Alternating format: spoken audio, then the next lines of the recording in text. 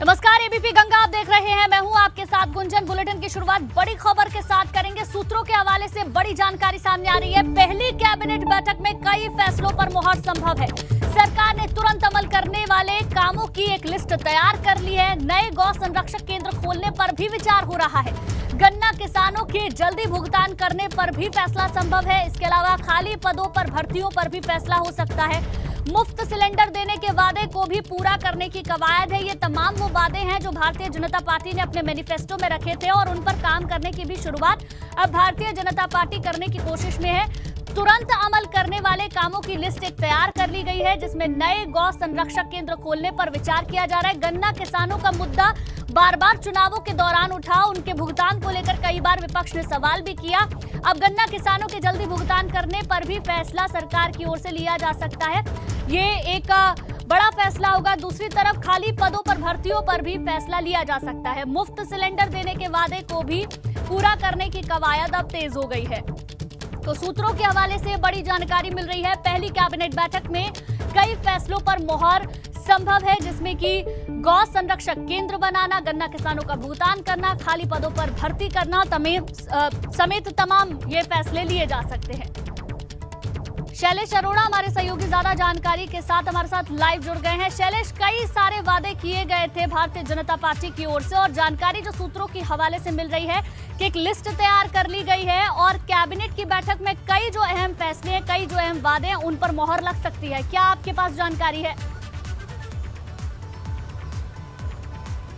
बिल्कुल, देखिए, जो संकल्प पत्र में वादे किए भारतीय जनता पार्टी ने, अब उनको अमल में लाने की बात है। जनता का विश्वास जो है वो भी आगे भी जीतना है लगातार, क्योंकि इससे पहले अगर हम देखें 2017 का जिक्र करना जरूरी है। 2017 में संकल्प पत्र में एक वादा किया था भारतीय जनता पार्टी ने किसानों की कर्ज माफी का, और जब पहली कैबिनेट हुई तो उसमें किसानों की 36,000 करोड़ रुपए की कर्ज माफी का फैसला लिया गया था।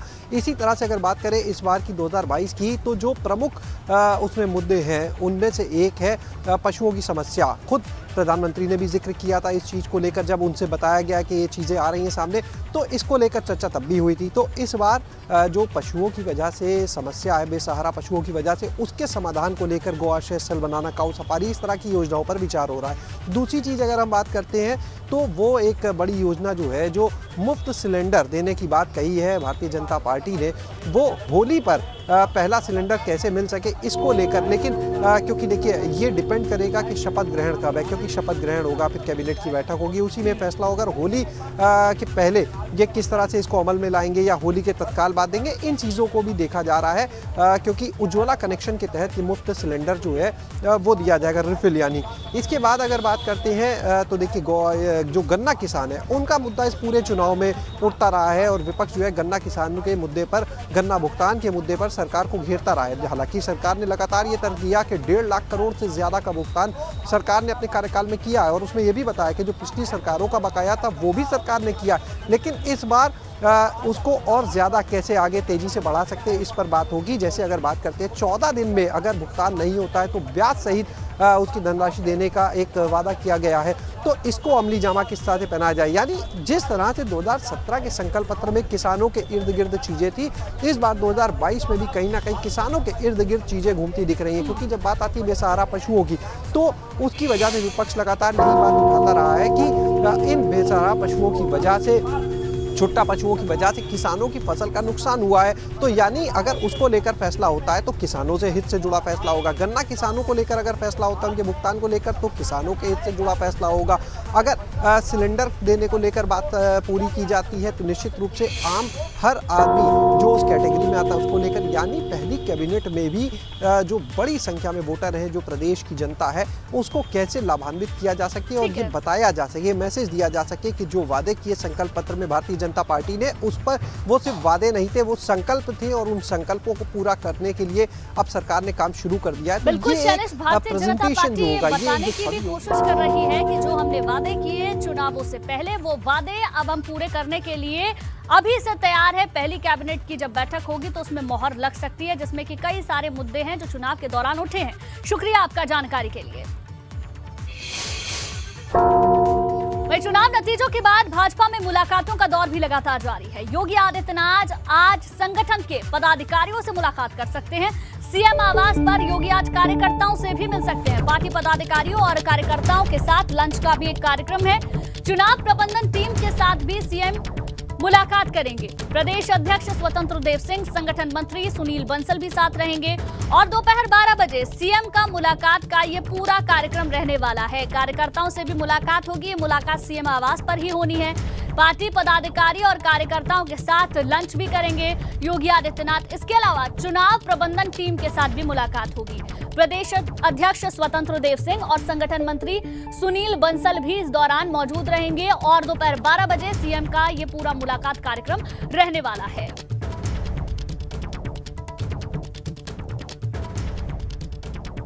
वहीं उत्तर प्रदेश की नई सरकार की रूपरेखा इस बार दिल्ली में तय होगी। आज दिल्ली योगी आदित्यनाथ पहुंच जाएंगे। भाजपा की ऐतिहासिक जीत पर एक बड़ी बैठक वहां होनी है। बैठक में तय होगी सरकार के शपथ ग्रहण की रूपरेखा। कब शपथ ग्रहण होगा? शुक्रवार को सीएम योगी ने अपना इस्तीफा राज्यपाल को सौंप दिया है, जिसके बाद अब नई सरकार के गठन की तैयारी भाजपा में तेज हो गई है, जिसको लेकर आज शाम को या कल दिल्ली में एक बड़ी बैठक हो सकती है और इस बैठक में शामिल होने के लिए योगी आदित्यनाथ दिल्ली पहुंच सकते हैं। माना जा रहा है कि इस बैठक में सरकार के शपथ ग्रहण से लेकर मंत्रियों के नाम होंगे। साथ ही सरकार के प्राथमिक एजेंडे को लेकर भी मंथन किया जाएगा। यानी कि दिल्ली में आज शाम को या फिर कल एक बड़ी बैठक हो सकती है, जिसमें भारतीय जनता पार्टी के सभी दिग्गज मौजूद रहेंगे।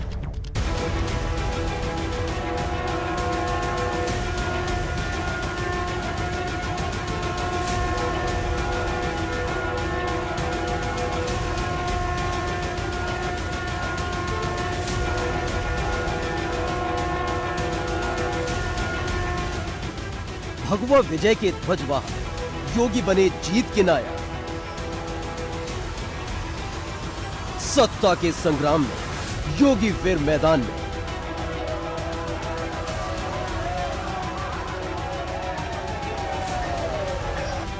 योगी 2.0। यूपी में भाजपा की जीत के यूं तो कई सूत्रधार हैं, लेकिन सबसे बड़ा नायक अगर कोई है तो वो है योगी आदित्यनाथ, जिनके नाम पर पूरा चुनाव लड़ा गया। ये यूं कहें कि भाजपा ने योगी को पूरी तरह से फ्री हैंड दिया। यूपी कह रहा है आएंगे तो योगी ही। हर मंच से, हर जगह से पीएम मोदी, गृह मंत्री अमित शाह, रक्षा मंत्री राजनाथ सिंह, राष्ट्रीय अध्यक्ष जेपी नड्डा सबने योगी का नाम लिया और योगी ने भी साफ कर दिया कि वो हर कसौटी से गुजरने के लिए तैयार है। ऐसा इसलिए क्योंकि यूपी में कभी किसी की सरकार दोबारा नहीं लौटी, लेकिन योगी ने इस मिथक को ध्वस्त कर दिया और अब योगी फिर से राज तिलक के लिए तैयार है, जिसका एक कदम सीएम योगी ने राज्यपाल आनंदीबेन पटेल को इस्तीफा सौंपकर बढ़ा दिया है। अब योगी 2.0 के राज तिलक की तैयारी हो रही है। Bureau report, ABP Ganga.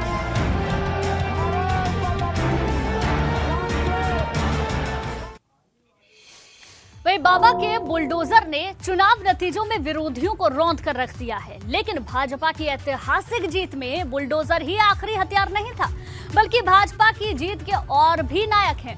Akhilesh की हर रणनीति पर हमले करने में भाजपा सरकार की राशन से लेकर प्रशासन तक की नीति अहम रही। तो वहीं मथुरा, अयोध्या और काशी ने गहरे वार किए।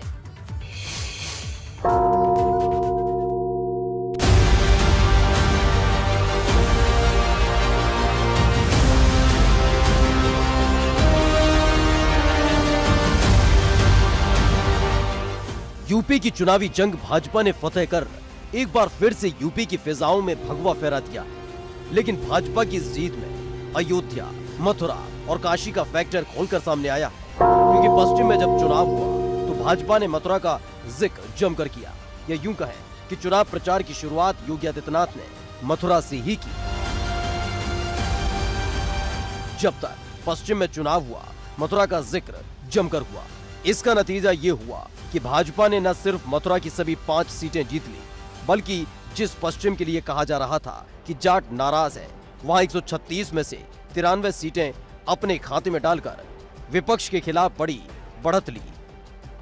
इसी तरह अयोध्या, अवध में जीत का फैक्टर बनकर सामने आया। हर मंच से, हर मचान से राम मंदिर का जिक्र किया और जनता को संदेश भी दिया कि जो भव्य राम मंदिर बन रहा है, अगर सत्ता बदली तो उसका काम रुक जाएगा। इतना ही नहीं, योगी कई बार अयोध्या गए और अवध को साधने के लिए राम मंदिर का मुद्दा जमकर उठाते रहे। इसका असर ये हुआ कि अयोध्या की 5 में से 4 सीटें भाजपा ने जीती, वहीं अवध की 118 सीटों में से 87 सीटें जीत ली। और जब चुनाव पूर्वांचल पहुंचा तो पीएम मोदी ने कमान संभाली और हथियार बनाया काशी को, जहां 3 दिन तक पीएम मोदी ने दिन रात एक कर दिया। हालांकि विपक्ष ने भी कोशिश की, लेकिन पीएम मोदी के सामने सब हवा हो गए।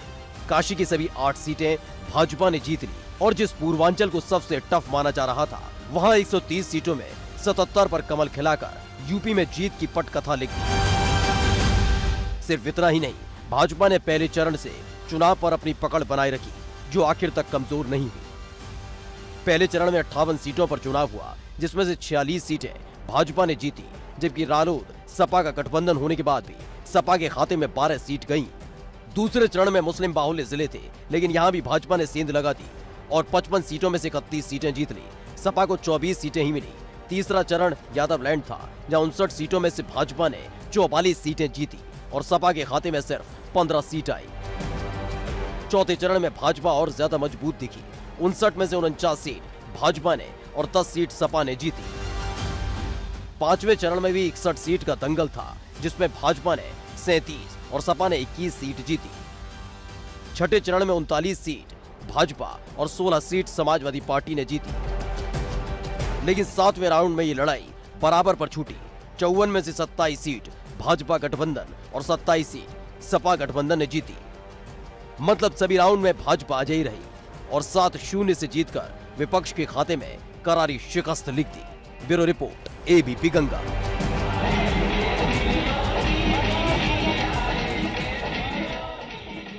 हार के बाद सपा गठबंधन की हालत कुछ नाजुक नजर आ रही है, क्योंकि यूपी में हुई करारी हार के बाद सपा गठबंधन में खींचतान शुरू हो गई है। सहयोगी महान दल के अध्यक्ष केशव देव मौर्य ने हार का ठीकरा स्वामी प्रसाद मौर्य को लेकर फोड़ा है और उन्हें भाजपा का एजेंट तक बता दिया है। देखिए। समाजवादी पार्टी जिंदाबाद।